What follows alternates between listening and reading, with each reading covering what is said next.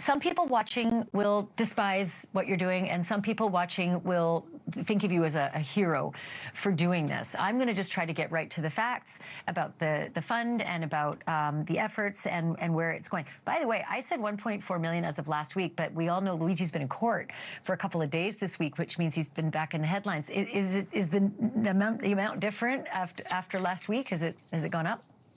You know, it goes up every couple minutes, it seems, at this point. We've had about $15,000 of donations in the last 24 hours.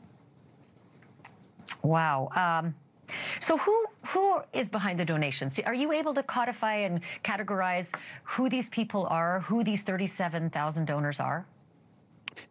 Oh, sure. You know, one thing that I've learned from reading the tens of thousands of comments on Luigi's Defense Fund webpage is that his supporters come across the political spectrum. There's doctors, there's working class people, there's poor people, there's rich people. The median donation's right at about $20. But millions of hardworking Americans support him, not out of some lust for political violence, but out of respect for themselves and out of a deep love for others. They experience the corporate bureaucracies of the American healthcare system as cruel and maddening, experiencing powerlessness in the face of the unnecessary suffering, the unnecessary death of their loved ones. So for them, the condemnation of Luigi's acts as murder or assassination rings somewhat trivial when put beside the completely legal yet fundamentally unjust deaths that result from the healthcare claims that are denied every day in this country in the name of shareholder value.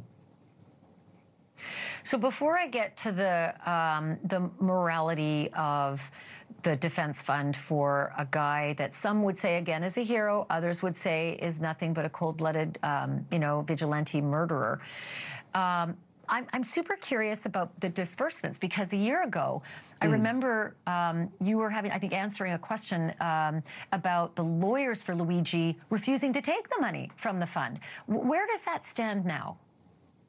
Oh, I think that was probably a game of telephone. They didn't know about the money for a while. And then once, I was talking to Laura Coates over at CNN, and Luigi saw the hit of me on TV being like, we've got a bag of money with your name on it. We'd really like it if you could accept this. Reached out to his legal defense team. They reached out to us, and we were happy to make that connection, obviously. So back, January of this year, made the connection with Tom Dickey, who was Luigi's first lawyer that he had out in Pennsylvania, and Tom seems to be handling the finances associated with all three pending criminal cases, and we're really grateful to make that connection. But the money's going to all three of his cases: federal, state, and Pennsylvania. And so are his top lawyers part of the disbursements? Like I think it's Karen Agnifilo and her team. Are they being paid through the fund? Absolutely, yes. I would imagine that there's all sorts of expenses that come up, whether it be experts that are being contracted or other people on the defense team. But yes, the money's going to his top lawyers. And Sam, are you the guy writing the checks? Like, do they call you and say, well, we got to, this month our billable hours are, 200, so time to cut a check? Like, how does it work?